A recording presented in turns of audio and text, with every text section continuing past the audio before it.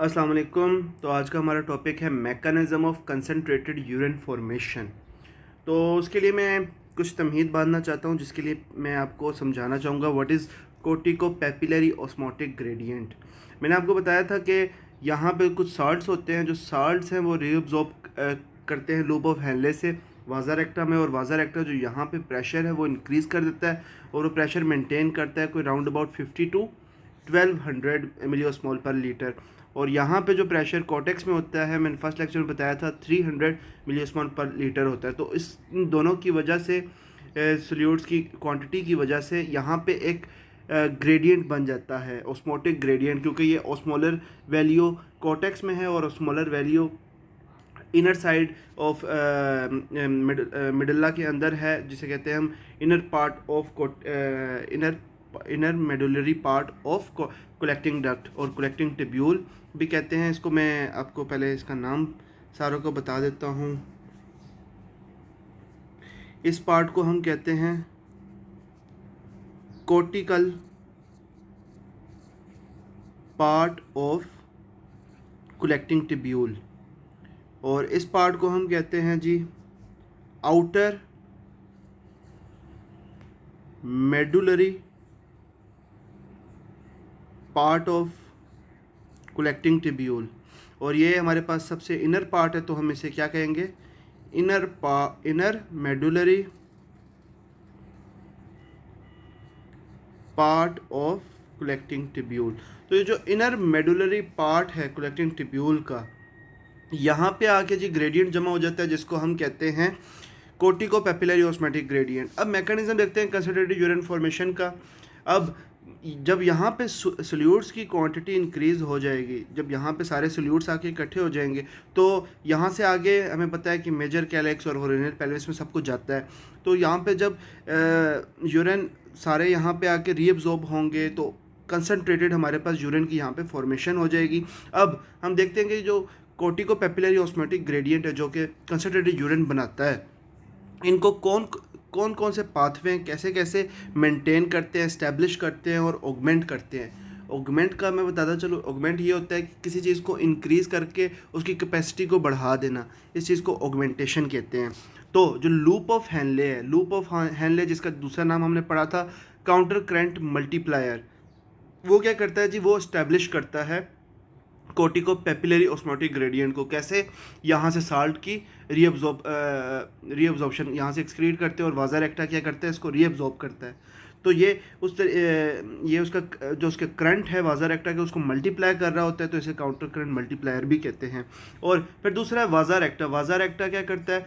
वो चीज़ों को रीअब्जॉर्ब करता है अपने अंदर। कहाँ से?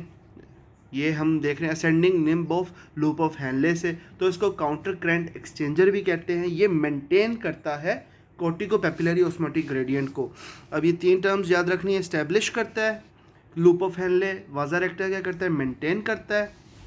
और फिर तीसरा हमारे पास आता है urea cycling. Urea cycling basically हो कहाँ पे रही होती है? यूरिया साइक्लिंग हो रही होती है inner medullary part of collecting tubule के अंदर। यहाँ पे एडीएच आता है। एडीएच हमारे पास पता है एंटी डायूरेटिक हार्मोन होता है। एंटी डायूरेटिक हार्मोन क्या करता है? वो यहाँ पे इंक्रीज कॉज करता है, इंक्रीज कर देता है रीअब्जॉर्प्शन ऑफ यूरिया और वाटर की इन inner medullary part of collecting tubule. यहाँ पे वो इंक्रीज कर देता है रीअब्जॉर्प्शन को। जब यहाँ पे रीअब्जॉर्प्शन ज़्यादा हो जाएगी इस पार्ट के अंदर यूरिया और वाटर की, तो वो उसको रीअब्जॉर्ब करके यहाँ पे लेकर आएगा। तो यहाँ पे जब आएगा तो उसकी वैल्यू बढ़ जाएगी, और इसको कहना इसका इसका मतलब होता है इसको ऑगमेंट करना होता है। किसी चीज़ को बढ़ा के उसकी कैपेसिटी को इंक्रीज़ कर देना, ये ऑगमेंटेशन कहलाता है। तो कौन करता है ऑगमेंटेशन कोर्टिकोपैपिलरी ऑस्मोटिक ग्रेडियंट की?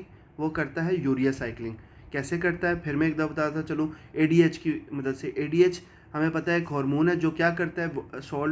सोडियम और वाटर की रिटेंशन करवाता है, लेकिन यहाँ पे वो क्या करता है? इंक्रीज़ करवा देता है रीअब्जॉर्प्शन को। किस किस की? यूरिया और वाटर की। कहाँ पे? Inner medullary part of collecting tubule में। और वो क्या करता है? ऑगमेंटेशन करवाता है कोर्टिकोपैपिलरी ऑस्मोटिक ग्रेडियंट की। तो हमारे पास आज हमने तीन चीज़ें देखी। लूप ऑफ हेनले जो कि इस्टेब्लिश करवाता है कोर्टिकोपैपिलरी ऑस्मोटिक ग्रेडियंट को, वाजा रेक्टा जो मेंटेन करवाता है, और ऑगमेंट कौन करवाता है? हमारे पास यूरिया साइक्लिंग। यूरिया साइकिलिंग कैसे यहाँ पे चलता है, जब यहाँ पे प्रेजेंस होती है एडीएच की। एडीएच क्या करता है, इंक्रीज करवाता है रीएब्जॉर्प्शन को यूरिया और वाटर की, कहाँ पे, इनर मेडुलरी पार्ट के अंदर। अब ऑस्मोटिक ग्रेडियंट क्या होता है, कोर्टिकल जो कोर्टिकल पार्ट है वहाँ पे, cortical part of collecting tubule के अंदर हमारे पास एक सोल्यूट की वैल्यू होती है जिसे हम कहते हैं 300 मिलियोस्मॉल पर लीटर, वहाँ पे हमारे पास सोल्यूट होता है। और जो इनर मेडुलरी पार्ट है वहाँ पे 50 to 1200 मिलियोस्मॉल पर लीटर सोल्यूट होता है हमारे पास, जिसकी वजह से दोनों ऑपोजिट जगह पे एक ग्रेडियंट बन जाता है, जिस ग्रेडियंट को हम कहते हैं कोर्टिको पेपिलरी ऑस्मोटिक ग्रेडियंट। मतलब यहाँ पे 300 वैल्यू थी और यहाँ पे 1200 वैल्यू थी, तो इनके डिफरेंस की वजह से जो यहाँ पे ग्रेडियंट बना है, ग्रेडियंट कहते हैं पोटेंशियल डिफरेंस, भी हमने ये फिजिक्स के अंदर पढ़ा हुआ है। इस वजह से यहाँ पे एक ग्रेडियंट बनता है जिसको हम कहते हैं कोर्टिको पेपिलरी ऑस्मोटिक ग्रेडियंट, जिनको लूप ऑफ हेनले इस्टेब्लिश करती है, वाजा रेक्टा मेंटेन करता है और यूरिया रिसाइक्लिंग ऑगमेंट करती है। तो ये आज का लेक्चर था।